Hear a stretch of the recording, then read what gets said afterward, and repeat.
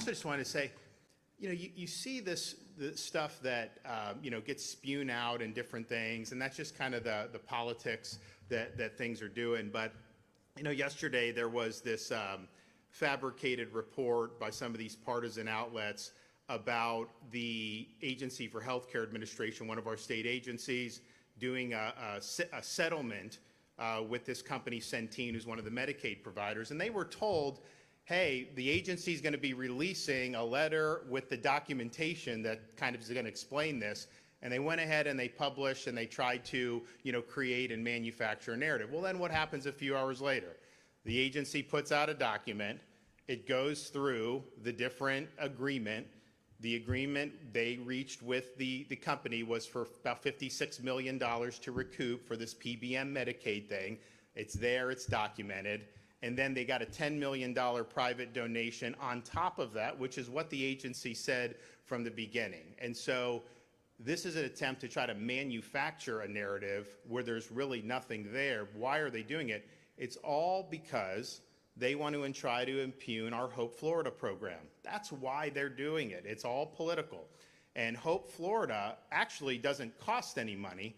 It has been, and our First Lady led the charge on this. This was her kind of ingenuity that led to this, and said, okay, we've had for 60 years welfare programs that have had the effect of keeping people on programs, where a bureaucrat that's working in these agencies' job is to find as many programs as someone may qualify for and then sign them up. The problem with that is oftentimes that doesn't serve to be a true hand up that leads people on a pathway to self-sufficiency.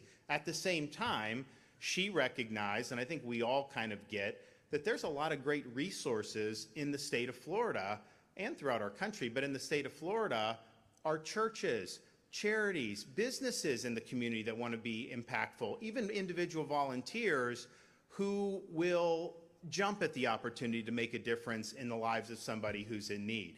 And so the Hope Florida insight is, let's transform the bureaucrats from trying to cut checks and put people on programs to being navigators, hope navigators, that will navigate the people in need to all the resources that will be available in the community. And so if you have a single mom who may have fallen on hard times, maybe needs a place to stay, those needs go into the Hope portal, and then the Hope partners, many of them which are religious institutions, but certainly not all, they then get it. And a lot of times you'll have a church come and help, or you'll have a charity come and help, or you'll have all these things. And so the net result of that is you've had 30,000 people which have gotten off means-tested welfare, and it's saved the taxpayers $100 million, and likely to save over $1 billion over a 10-year period. That is a great success for the state of Florida. It's a success that other states are trying to emulate, and we have people make pilgrimages from other states to try to learn about it.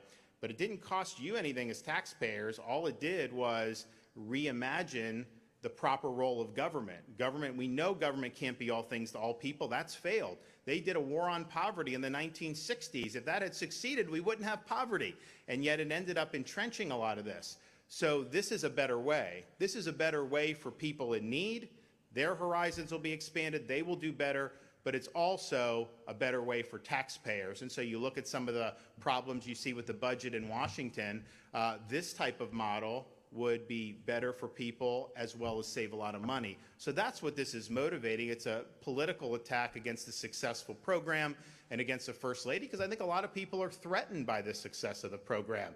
It upends some of their ideological commitments. It shows that she's actually made a difference. I know there's people that are threatened by that. So I think the Hope Florida program has been something that's been a tremendous success for the state. We want to continue to build off that, and we are going to be making announcements to do just that. So when you're over the target, people come at you, but this program has been successful, and I'm proud of all the good that it's done.